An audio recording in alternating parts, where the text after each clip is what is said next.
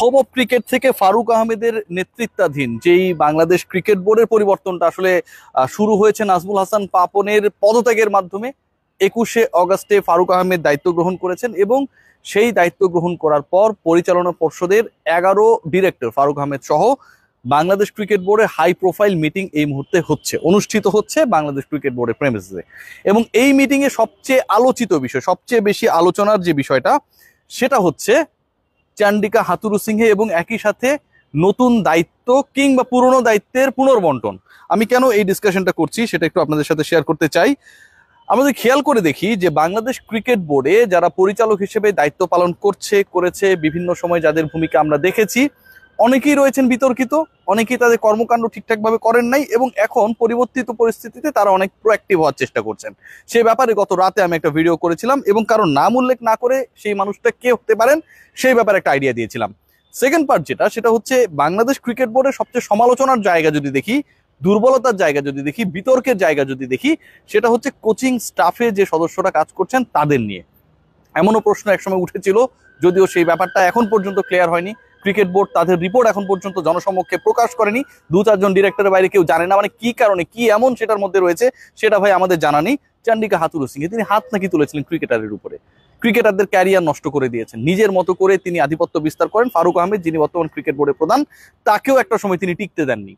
Chandika Hathurusingha sometimes more দেন Bangladesh cricket board, মোর দেন অনেক সময় হয়তো Bangladesh interim government as well. অনেক পরিবর্তন এসেছে, আপনারা দেখেছেন। বিতর্কিত তাসকিমে খান ওয়াসার যিনি এমডি হিসেবে দায়িত্ব পালন করেছিলেন এবং যিনি তার ইচ্ছা মতোই আসলে চান্ডিকা হাথুরুসিংহে চান্ডিকা হাথুরুসিংহে হিসেবে আবির্ভূত হয়েছিলেন, সেই তাসকিমের কথা যদি আমরা বলি, তাকসিমের যদি কথা বলি, কিংবা যদি আমরা খেয়াল করে দেখি বিভিন্ন বিশ্ববিদ্যালয়ের বিতর্কিত উপাচার্যদের কথা যদি আমরা দেখি, আমরা যদি খেয়াল করে দেখি বাংলাদেশের টেলিকমিউনিকেশনস কিংবা অন্যান্য যে জায়গাগুলো রয়েছে যেটা হচ্ছে খুব ভাইটাল জায়গা, সেই সব জায়গায় যারা দায়িত্ব পালন করেছেন নানা সময়, তাদের ব্যাপারটা যদি আমরা দেখি, একটা ব্যাপার খুব স্পষ্টভাবে দেখা যায়, ক্লিয়ারলি একটা ব্যাপার দেখা যায় যে বিতর্কিতরা সবাই বাদ পড়েছেন। কিন্তু বাংলাদেশের যেই জায়গাটা, যেই সেক্টরটায় সবার আগ্রহ রয়েছে, এমন না এটা শুধু বিএনপির আগ্রহের বিষয়, আওয়ামী লীগের আগ্রহের বিষয়, ছাত্রলীগের আগ্রহের বিষয়, কি বলবো, যুবলীগের আগ্রহের বিষয়, যুবদল কিংবা ছাত্রদল কিংবা জামায়াতে ইসলামী বা ছাত্র শিবির এরকম স্পেসিফিক কারো আগ্রহের বিষয়, সেরকমটা কিন্তু না। আগ্রহটা সবার বাংলাদেশের ক্রিকেট নিয়ে। এবং সেই আগ্রহী যারা রয়েছেন, যারা বাংলাদেশের ক্রিকেট নিয়ে আগ্রহী, তারা সবচেয়ে বেশি হতাশ কোথায় জানেন? যখন এই আগ্রহের কেন্দ্রবিন্দু ক্রিকেট হয় এবং সেখানটায় বিতর্কিত লোককে বাংলাদেশ নাকি দ্বিতীয়বার স্বাধীন হয়েছে এটা হবার পরেও আগের যে ডিক্টেটর চান্ডিকা হাথুরুসিংহেকে বসিয়ে রাখা হয়। আজকে আমি বলেছি, আমার যে ট্যাগলাইন আপনারা দেখছেন সেখানটা খুব স্পষ্টভাবে একটা ব্যাপার রয়েছে, সেটা হচ্ছে বাংলাদেশ ক্রিকেট বোর্ডে এই মুহূর্তে যে পরিচালনা পর্ষদের সভাটা রয়েছে সেখানটায় ডিরেক্টররা চান্ডিকা হাথুরুসিংহে ইস্যুতে প্রশ্ন তুলেছেন অলরেডি, যতটুকু আমি জানতে পেরেছি আমার সোর্স থেকে, এবং সেই আলোচনাটা চলছে। এবং সেই আলোচনার কয়েকটা ডাইমেনশন রয়েছে।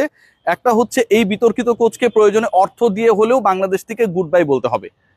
বাংলাদেশ ক্রিকেট বোর্ডের পরিবর্তনটা দৃশ্যমান পরিবর্তন নাজমুল হাসান পাপনের পদত্যাগ দিয়ে শুরু হয়েছে এবং সেটাকে যদি আমরা এক্সটেন্ড করতে চাই, চান্ডিকা হাথুরুসিংহের বাংলাদেশে কাজ করার কোনো ধরনের যৌক্তিক কারণ নেই। নাজমুল আবেদিন ফাহিম বাংলাদেশ ক্রিকেট বোর্ডের নতুন ডিরেক্টর এবং পুরনো মানুষ, ক্রিকেট বোর্ডে কাজ করেছেন, ক্রিকেটারদের সাথে কাজ করেছেন, বিকেএসপিতে কাজ করেছেন, ক্রিকেট গুরু তাকে বলা হয়। তিনি খুব ইম্পর্টেন্ট একটা কথা বলেছিলেন ফাহিম ভাই, যে যদি হাথুরুসিংহকে টাকা খরচ করে বিদায় করা হয় তবে ক্ষতি হবে, কিন্তু টাকা খরচ না করে যদি তাকে রেখে দেওয়া হয়, মানে তাকে কিছু পেনাল্টি দেওয়া লাগবে, 2 মাসের বেতন বা কিছু একটা এরকম, তাহলে আরো বেশি ক্ষতি হবে। এর উপর তো আসলে শুদ্ধ বাংলা ভাষা থাকতে পারে না। সেই শুদ্ধ বাংলা ভাষা ক্রিকেট বোর্ডের পরিচালক পর্ষদ কতটুকু বোঝার চেষ্টা করছে। আমাদের খেয়াল করে দেখি, ক্রিকেট বোর্ডের একটা অংশ তারা চায় কি জানেন? হাথুরুসিংহেকে কোনো এক্সট্রা টাকা দেওয়া হবে না, 2 কোটি টাকার একটা হিসাব নিকাশ আসছে, সেই টাকাটা দেওয়ার কোনো প্রয়োজন নেই। পরিকল্পনাটা অনেকটা এরকম যে ঠিক আছে, চান্ডিকা হাথুরুসিংহে তিনি যদি বাংলাদেশে তার টেনিউরটা শেষ করতে চান, তাহলে তাকে বয়সভিত্তিক কোনো দলের দায়িত্ব দিয়ে দেওয়া হোক অন্তত ফেব্রুয়ারি পর্যন্ত, অথবা একাডেমির দায়িত্ব দিয়ে দেওয়া হোক, অনূর্ধ্ব বিভিন্ন বয়সের যে দলগুলো রয়েছে, অথবা এইচপির দায়িত্ব দিয়ে দেওয়া হোক। তিনি এখানে কাজ করবেন, এরকম রোদের মধ্যে দাঁড়িয়ে থাকবেন, সানগ্লাস পরবেন, গামিনী ডি সিলভার সাথে তিনি যতদিন থাকবেন গল্পগুজব করবেন এবং এভাবে তার সময়টা কেটে যাবে। এটা হচ্ছে সেকেন্ড অপশন। থার্ড অপশন খুব ইন্টারেস্টিং।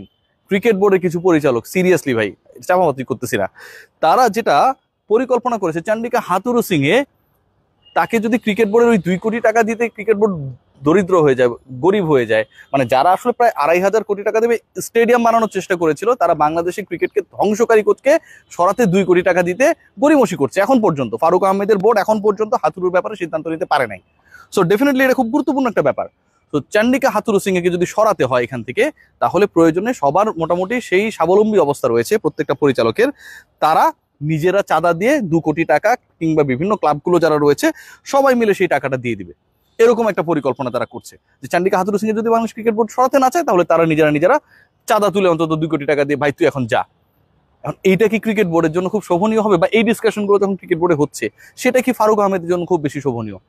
ফারুক আহমেদ এর আগে যখন বাংলাদেশ ক্রিকেটে কাজ করেছিলেন সভাপতি হওয়ার আগে, অসম্ভব ভালো কাজ করে এই মানুষটাকে যেভাবে বিতাড়িত করতে চান্ডিকা হাথুরু সিং অগ্রণী ভূমিকা রেখেছেন, তাকে পদত্যাগ করতে বাধ্য করেছেন অনেকটা। যে ডিক্টেটরশিপ আমরা দেখেছিলাম সেই সময়টায়, এটা তো কোনোভাবে সাপোর্টেবল না। সেই মানুষটা সময় পাল্টে গেছে, ফারুক আহমেদ দায়িত্ব ছেড়ে গেছে, চান্ডিকা হাথুরু সিং বিসিবিকে অনেকটা কি বলবো অপমান করে এখান থেকে চলে গেছে। নাজমুল হাসান পাপনের কথা না শুনে 2-4 টাকা বেশি পেয়েছে শ্রীলঙ্কায় এসএনসিতে তিনি দায়িত্ব গ্রহণ করেছেন তো এটা তো মিথ্যা না, বাস্তবতা। এবং সেই দায়িত্ব গ্রহণ করার পরে আবার তিনি বাংলাদেশে কোচ হয়ে এসেছেন, আবার তিনি একই কাজ করেছেন, 2টা আইসিসি ইভেন্টে বাংলাদেশ ফেইল করেছে। এরপরও যদি তাকে রাখা হয়, এরপরও যদি এই কোচের ব্যাপারে প্রশ্ন ওঠার পরও ক্রিকেট বোর্ডে, আজকে এই মুহূর্তে আমি যখন এই আলোচনাটা করছি, আমি একদম জেনে বলছি যে ক্রিকেট বোর্ডের পরিচালকরা তার ব্যাপারে স্ট্যান্স নিয়েছেন, একজন পরিচালক ছাড়া, তার নাম আমি আপাতত বলছি না। তো এরপরও যদি তাকে রাখা হয়, এর থেকে দুঃখজনক আসলে কোনো কিছু হতে পারে না। পরিচালকরা 3টা অপশন দিয়েছেন, একটা হচ্ছে তাকে একদম টাকা দিয়ে ছাঁটাই করে দেয়া, নাজমুল আবেদিন ফাহিম স্যার অনেক আগে সেই ব্যাপারটা বলেছিলেন। একটা হচ্ছে তাকে রাখা হোক, ফেব্রুয়ারি পর্যন্ত কাজ করবে, কিন্তু তিনি হচ্ছে সোহেল ইসলামের আন্ডারে কাজ করলো, এরকম কোনো একটা অবস্থায় তিনি থাকলেন। আর থার্ড যেটা, সেটা হচ্ছে সবাই আমরা চাঁদা তুলি, বন্যার্তদের মানুষের পাশে তো পুরো বাংলাদেশ দাঁড়িয়েছে না। তো চান্ডিকা হাথুরু সিংকে যদি এখান থেকে সরাতে হয়, বা এখানকে সরানোর ব্যাপারে যদি বাংলাদেশ ক্রিকেট বোর্ড অগ্রণী ভূমিকা পালন করে, আমি ড্যাম শিওর যে সাধারণ মানুষ আরো বেশি উৎসাহ নিয়ে আসবে। বন্যার্ত মানুষগুলো তো আমাদের জন্য ক্ষতিকারক না কেউ, তারা আমাদের মানুষ, আমাদের ভাই, আমাদের মা, আমাদের বোন, আমাদের সন্তান, তাদের পাশে আমরা এভাবে দাঁড়িয়েছি তাদেরকে সেভ করার জন্য। আর যেই লোকটা আসলে ক্ষতিকারক কীটের মতো বাংলাদেশ ক্রিকেটকে ঘুণে ধরা পোকার মতো একদম নষ্ট করে দিচ্ছে, উপরে ফিটপাট ভেতরে সদরঘাট, ঘুণ যখন ধরে দেখবেন যে খুব সুন্দর একটা পলিশ, সোফা সেটের উপরে কাঠের সোফার উপরে দেখবেন যে ঘুণ ধরছে, বাইরে থেকে দেখা যায় না, এবার টেপ করবেন দেখবেন ভেতরে আঙুল ঢুকে গেছে, কারণ ভেতরটা খেয়ে ফেলে। সো এই যে বাংলাদেশ ক্রিকেটকে এবং বাংলাদেশি ক্রিকেট বোর্ডকে অনেকটা সদরঘাট বানানোর চেষ্টা করেছেন তিনি, এবং সেটা দিবালোকের মতোই সূর্যের আলোর মতোই পরিষ্কার সবার কাছে। তাকে যদি সরানোর উদ্যোগ না নেওয়া হয়, বা সেখানটায় যদি ইতস্ত করে বাংলাদেশ ক্রিকেট বোর্ড, আমার কাছে মনে হয় এর থেকে দুঃখজনক কোনো কিছু হতে পারে না। ক্রিকেট বোর্ডের কর্মকর্তা প্রয়োজনে চাঁদা তুলতে রাজি আছেন, তারপরও তার 2 কোটি টাকা দিয়ে তাকে বিদায় করা হোক। ফারুক আহমেদ কি ডিসিশন নেয় সেটা দেখার বিষয়। এবং দায়িত্বের পুনর্বন্টন নিয়ে অনেক আলোচনা হয়েছে, অনেক ডিপার্টমেন্ট ফাঁকা রয়েছে, অনেক পরিচালক উধাও রয়েছে, লাপাত্তা রয়েছে, তাদের দায়িত্ব কাউকে না কাউকে গ্রহণ করতে হবে। 3 মিটিংয়ে টানা যারা অনুপস্থিত থাকবেন, অনেকের হয়তো আজকে 3 মিটিং হয়ে যাবে, তাদের পদগুলো কিন্তু ফাঁকা হবে, এটাও একটা গুরুত্বপূর্ণ ব্যাপার। এবং সেই জায়গাটায় আসলে কাদের আনা হবে নাকি আনা হবে না, নাকি এই 10-11 জন পরিচালক এটা ক্যারি অন করবেন বিসিবিকে, সেটাও কিন্তু ডিসিশনের ব্যাপার। So we all R hoping যে চান্ডিকা হাথুরু সিং এবং গামিনী ডি সিলভা, গুণ হয়ে যারা আসলে বিসিবিকে কেটেছেন, তাদের ব্যাপারে একটা পজিটিভ ডিসকাশনস হবে, যেটা হয়েছে, শুরু হয়েছে। বাট ইউ অল নো যে দিন শেষে আসলে প্রেসিডেন্টের ভয়েসটাই হচ্ছে ফাইনাল ভয়েস, তিনি কি বলেন, তিনি কি অবস্থান নেন, সেটাই দেখার বিষয়। সবাই ভালো থাকবেন, take great care. Latest update নিয়ে আপনাদের সাথে আবারও হাজির হবো, রিয়াসাদ আজিম।